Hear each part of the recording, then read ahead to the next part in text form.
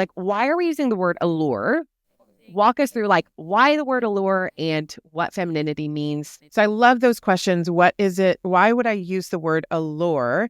I think that there's this general, often unspoken, but we see it spoken in very artistic expressions in movies and paintings, in poetry and things like that, about the allure, the mystery, the intrigue, the beauty of femininity in general, right? And so all that's wrapped up in there for me, the things that come to my mind immediately are the complicatedness of womanhood and women in general. Like we talked about this a little bit in the last episode, but when you look at my husband versus me, my husband is very simple. I mean, he's not simple-minded, right? But he's very simple in what he wants, what makes him happy, what makes him tick.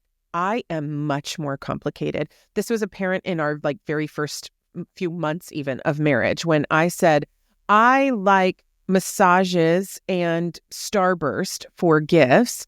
And then all I ever got were massages and Starburst for gifts, right? And then eventually I was like, I also like other things, like you can vary it up a little bit. Sometimes I like some chocolate and, to go see a movie or something or a play. And he was like, what are you talking about? You said massages, Starburst. That's what I get. That's what you should be happy, right? Like everything is A plus B equals C.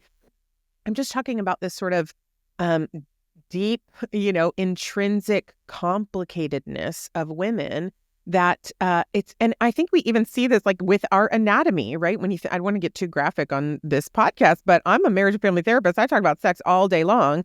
And one thing that is very notable in male-female sexual relationships is that it's very simple to arouse and woo a man. It's very complicated to arouse and woo a woman. Our hormones are different every single week of the month, but also every single day. A man's hormones, steady, 24/7. They get every 15 minutes a hit of testosterone, keeps them focused, right? Until it's bedtime, then they get melatonin and they're asleep. Women, like we are just, it's like a roller coaster. We're all over the place.